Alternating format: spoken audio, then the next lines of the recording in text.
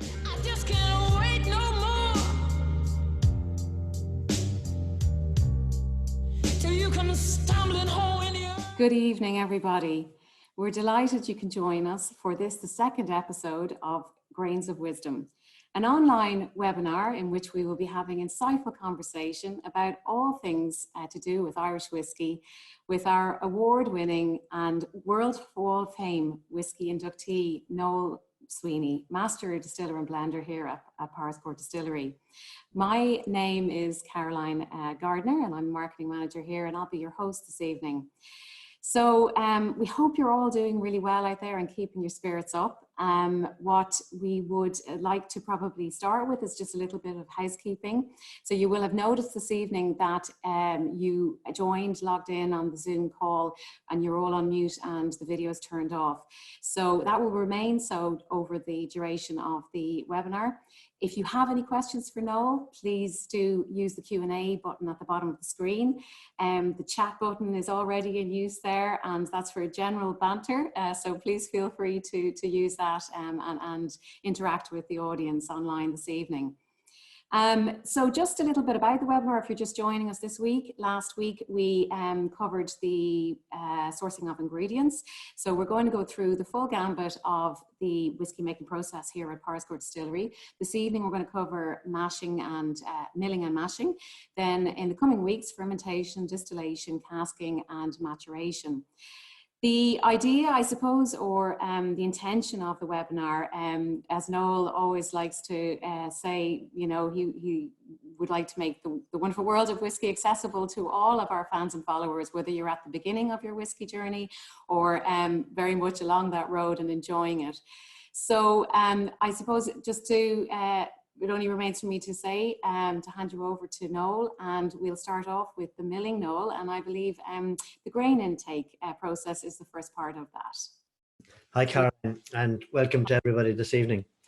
I guess the most important part of all of this is to start with the ingredients, and that's the malt. And here we have two of my colleagues, Jonathan and Mikey, checking the barley as it arrives at the distillery. And it's very important that the malt, in this case, they're checking the malt, isn't damaged during its transfer from the trucks into the distillery. So on the slide that comes up next, we're going to show you some of the equipment that transfers that grain into our silo. Here we see this pipe on the left-hand side is coming in from outside. It's a screw, and that drops it into what we call a bucket elevator. And the bucket elevator is just on a circular motion, and it just lifts the grain up to the next level and onto the silo. So on the next slide, you can see the height of this elevator as it brings the grain right up and drops it into another screw, which then takes it across the top of the silos and into the silo. This slide that we're looking at now is of one of the hoppers, and the grain is transferred through a stainless steel pipe with a chain, and the chain drags the grain across and up into the silo. So the grain, it's important that the equipment is all properly sorted and sourced, that it doesn't damage the grain, because if it does, it will end up with a lot of dust. And dust is both a problem in production in the mash tun, because it chokes up the bed of the mash, and it's also a problem in the distillery because dust can cause an explosion. And we actually have explosion discs on that elevator that you saw earlier, so that if there is a problem with dust, it bursts outside and doesn't cause an issue inside in the distillery. In the screen on the bottom right hand side there, you can see our grist cases, and these are where our grain are. The one on the right, just to the right of the three red dots you can see there, to the right, that's the hopper that we put the grain into before it goes into the mill. The one on the left then is where the grain goes to after it's milled. So milling is a very important aspect of the grain handling process. We're looking now at two photographs of the mill. On the left, you can see the mill front on, and there are a number of dials on that at the top. At the top of this, there are two rollers inside there, and those little dials that we're showing you now at the moment with the arrow we can adjust the gap between those two sets of rollers.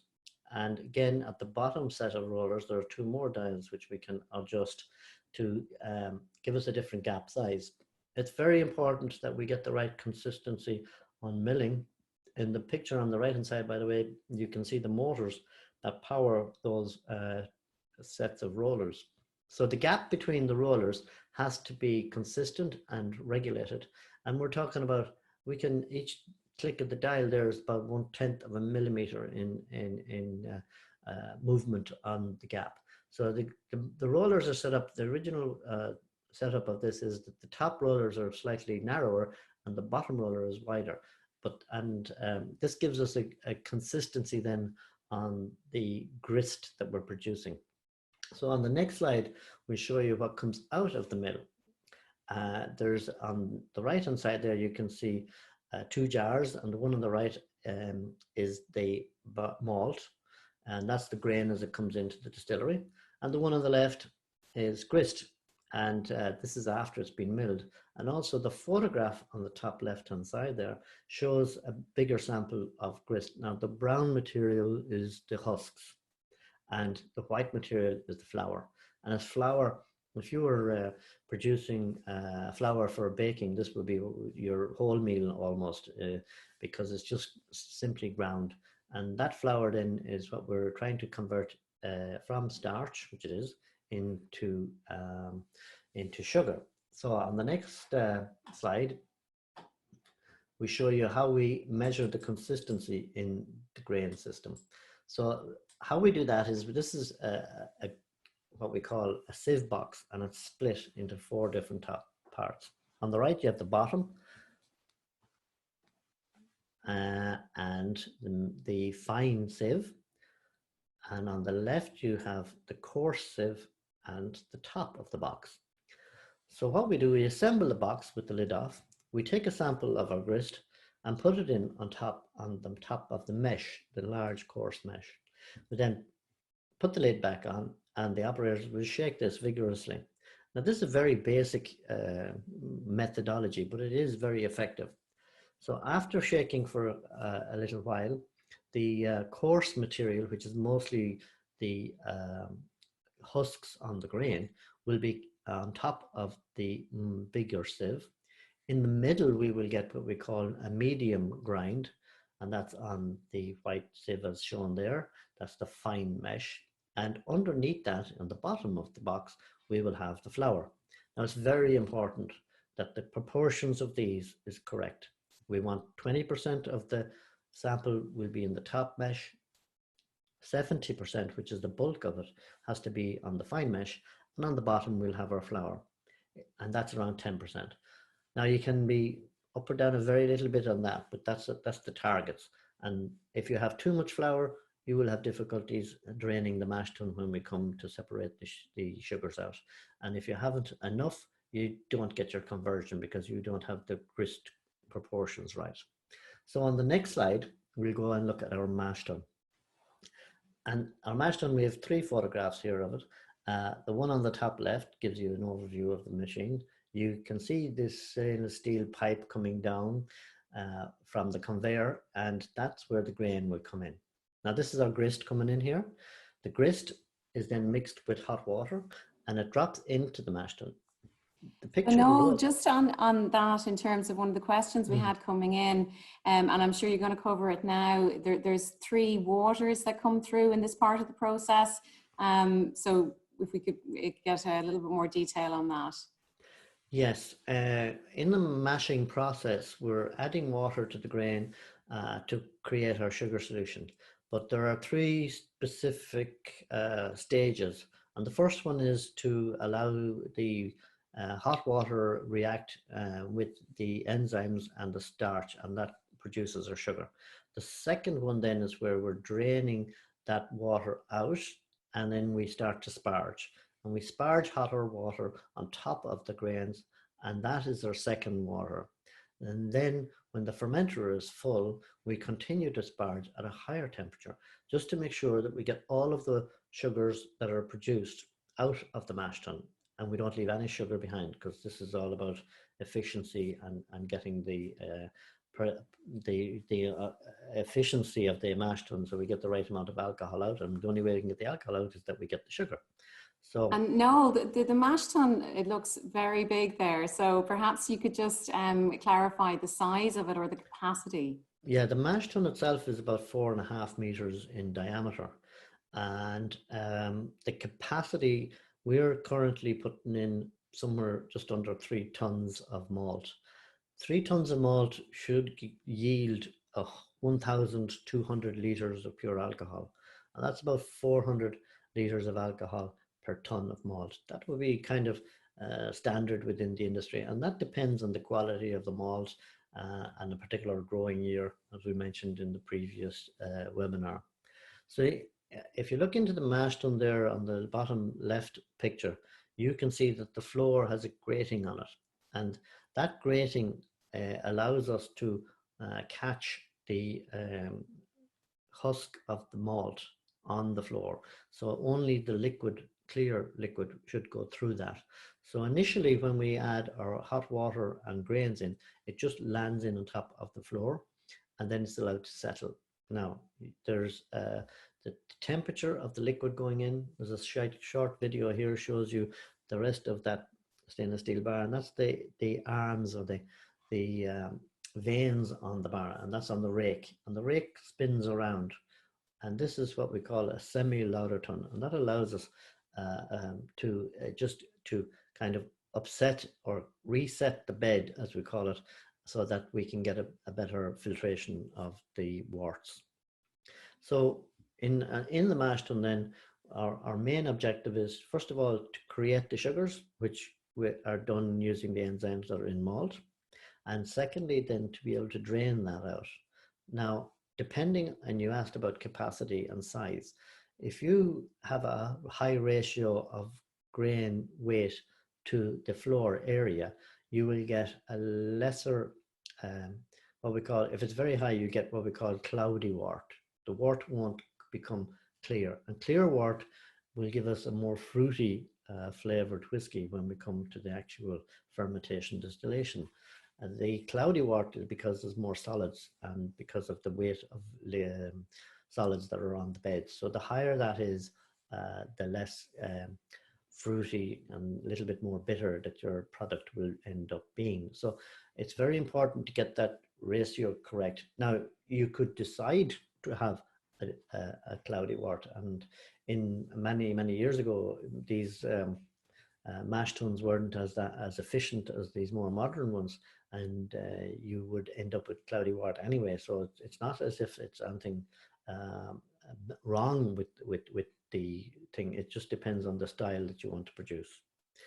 And there's one of our operators standing beside the mash tun to give you kind of a view of the scale of this piece of kit, you know. So it's, again, as I said, about 4 meters in diameter, and that's how it operates.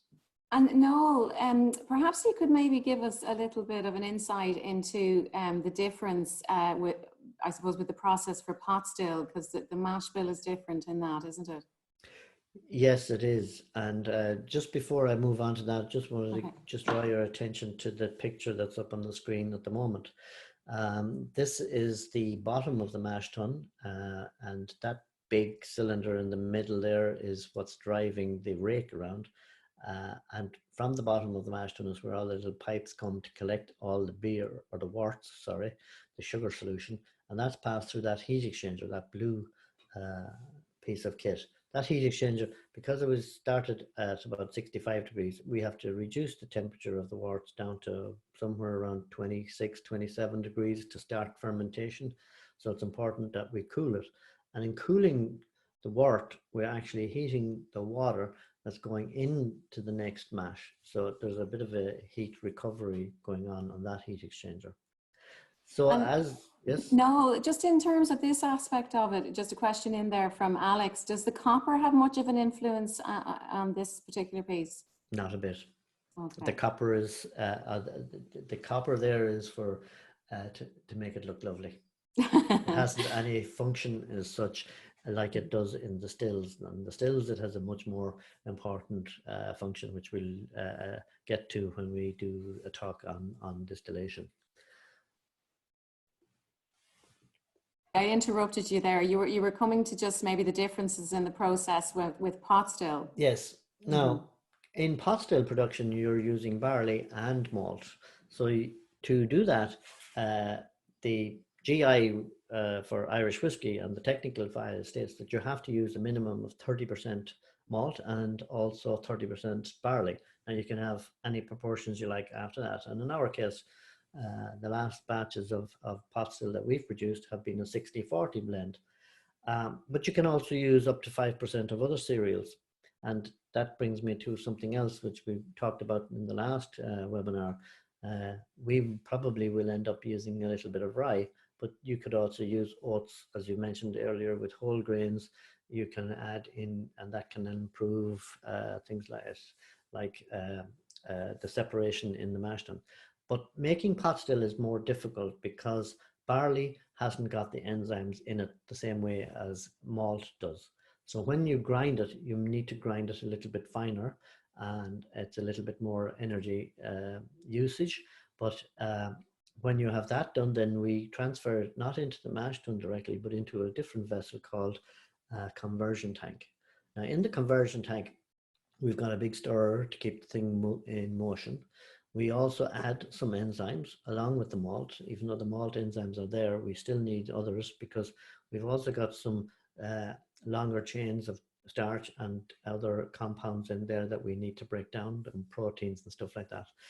So we start off. Just on that one, Alex, we have a question in from Eric, and it was around the time in the mash tun. So how much does that influence the starch, I suppose, and the end product? Eric's asking. How much does what? So, the time that the mash is in the mash tun, yeah.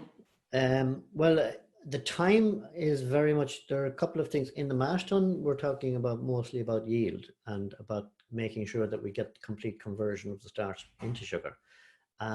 In the pot still scenario, we want to make sure that we convert all of the different starches at different stages. So we start off at a different temperature because we don't have the proper enzymes there to start with. So we start off at a slightly lower temperature than the 65 that we were in the mash tun.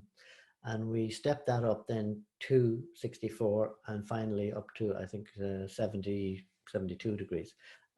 And those, we have certain lag phases for those to allow the conversions and the reactions to occur. So it's all about making sure that we get the conversions and the efficiency of converting that starch into sugar, because ultimately in the mash tun we want to get as much out of the grain as we can to convert it into alcohol. So once that conversion has been done, that complete mash is then pumped from the conversion tank into our mash tun, and then we separate it out the same way as we did with malt, sending it off to fermentation. And I think you've answered a little bit of this already, but just to clarify, Joe was interested in just the difference between the single malt and the single pot still. Well, the big difference there is the fact that we use barley, and barley gives you a different style of whiskey. It gives you a different spiciness to the actual whiskey when we've produced it through all stages. Also, the fact that the mashing processes are both different, and you get different compounds being produced in a conversion vessel than you would in a mash tun. So all these things add to the complexities of the different whiskies. But there's just one specific question in from Bianca.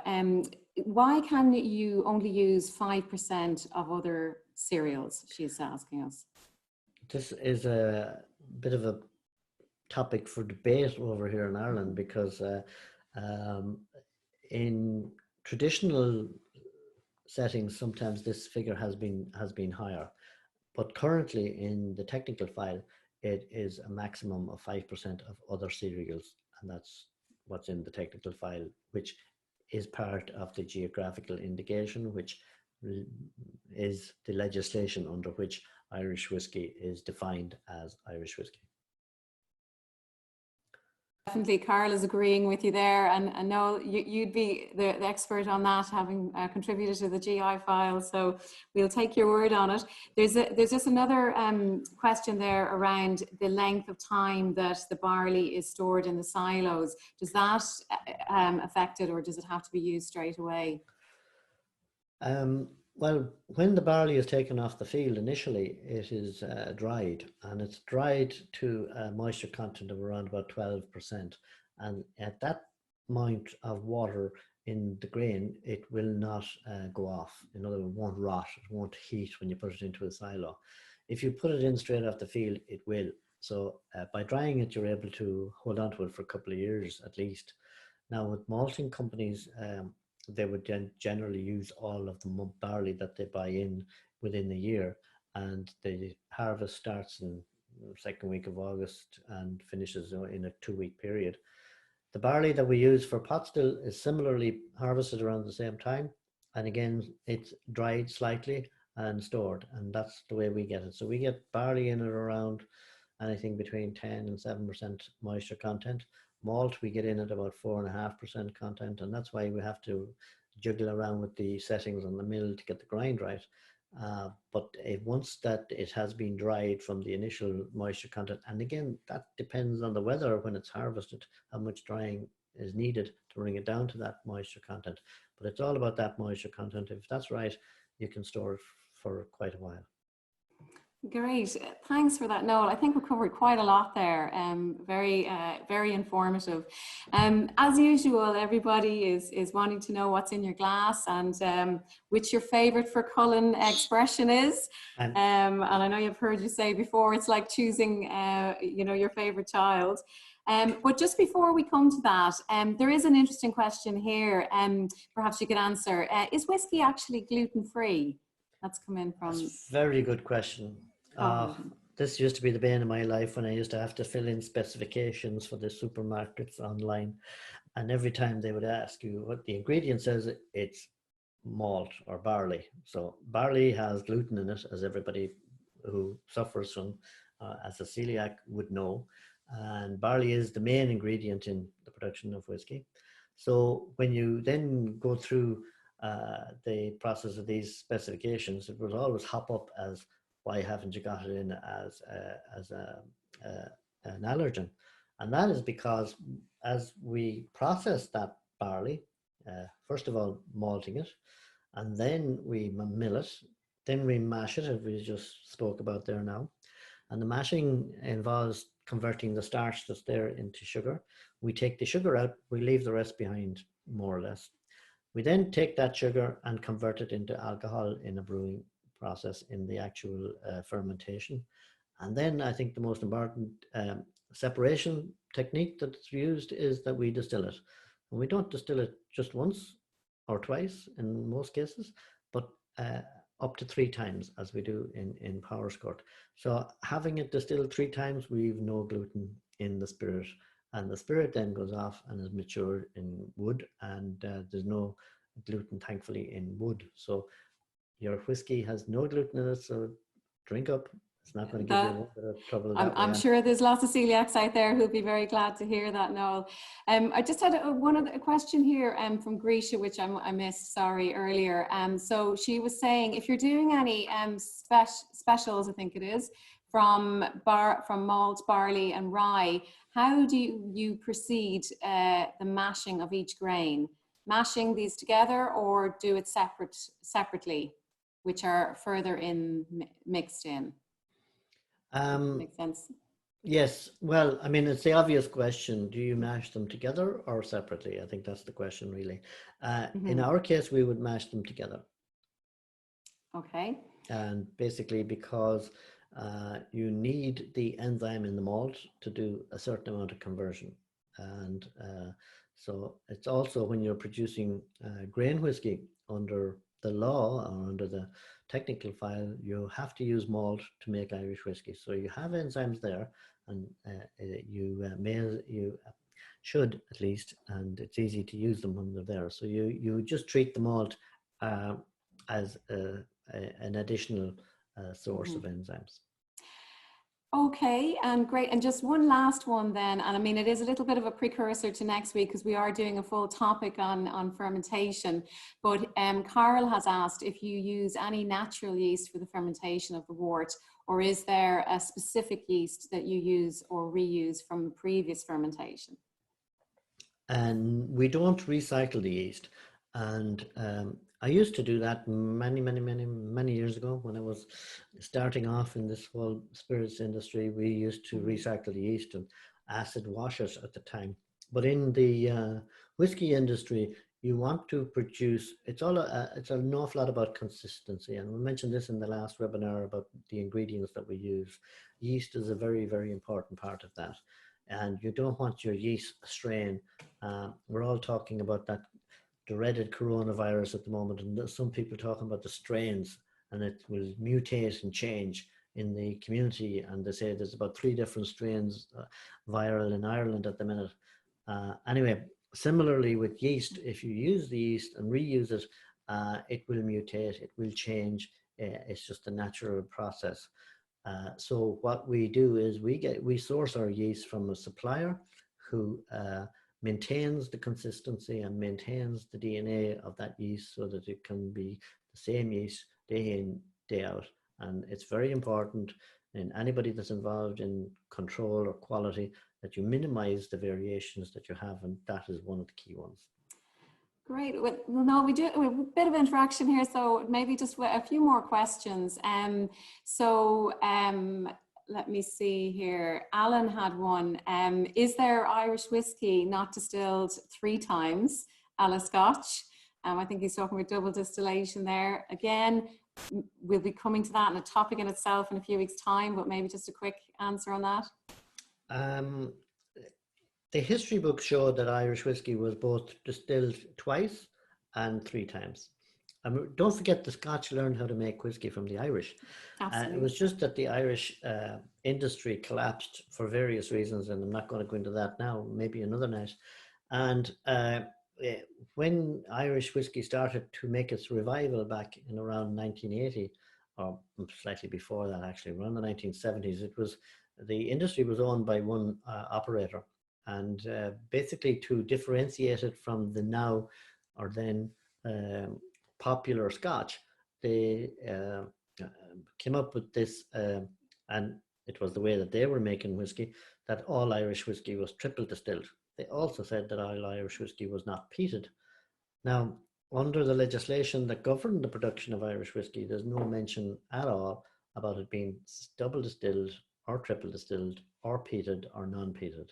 So when Cooley Distillery started up in 1989, they started to produce malt whiskey, which was double distilled, because for various reasons. And they also produced a peated malt in 1990, which was quite successful. So the notion that it could be double or triple it can be either. There's no legal reason why it cannot be. It's just a different style. Means there's more variety to choose from, and isn't that what it's all about? If they were all the same, we wouldn't be in business. Variety, the spice of life, Noel, and I'm sure we'll cover that in a little bit more detail on the distillation topic. Just one more, I think is probably a quick one. Let me see, when you decide to add the barley to the conversion tank, does it have an impact on the product finish? So when you decide the point in time? Well, if the question is there a critical time to add the barley? I think that's it, yes. Well, I'm not really. We add the barley in first, and then we put in the malt. So one follows on from the other. So I don't think it's a major issue, and it doesn't really affect the flavor. It's the proportions of both that makes a difference. Okay, great. So we're just coming up to the half hour there. We do have one last one. Ryan was asking about peated grain in whiskey and milling and mashing from the normal process. I think you touched on that a little bit there in your last answer. I don't know if you want to add anything to that just now, no? in the production of peated malt, the milling and mashing process is exactly the same. The peating level is what can be altered there to give you a more intense flavor of peat. And the peating levels are done in the malting plants usually, where they dry the malted barley. So, for example, if they're doing, and some of these malting companies will be malting 200 tons of barley at a time. So if they have 200 tons of barley in the kiln, and they might have a ton of peat that they're going to burn, and the smoke from that is drawn through that malt to dry it, and that's where the flavor is taken up. So there are calculations based on the proportions to give you a certain amount of what we call the phenols in the malt, and that's how you measure the level of peating in a malt. Now, a lightly peated malt could have about 10 parts per million. A heavy peated malt somewhere in the 50s or 60s, and something like one of these Scotch things that you know, it's like eating turf or drinking iodine out of the hospitals. You're talking about higher than that. So that's how you control the flavor of peat in your whiskey. Great. And just in terms of, I think this is one for a future topic, Bianca, but we'll start the ball rolling on it. She's asking, will there ever be a peated pot-stilled whiskey? So a little bit of room for innovation on production there, I think. I think that would be an interesting product, and I doubt that it's not going to be too long before we'll see it. That's great, Noel. Thank you so much for all of the insights. I know I certainly learn lots every time I can listen to you talking.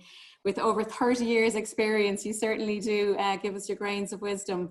So just remains, maybe you might tell us what you have in the glass this evening, just before I close out. I thought you'd never ask. It's thirsty work, Noel, thirsty work. Well, you know, for Cullen is one of our is our main brand, and I'm drinking the 14-year-old tonight because you know, single malt, really nice and heavy and full of body, and I just for this evening it seemed like the right thing to have, you know, and I'm really enjoying it here, and I would just like to wish everybody the very best and keep safe and enjoy your whiskey, and you know, I think.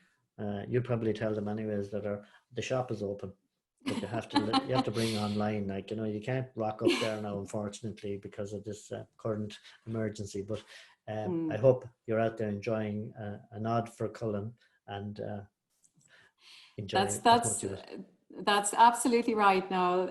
Thank you so much. And as you said, it just remains for me to thank everybody for joining us this week.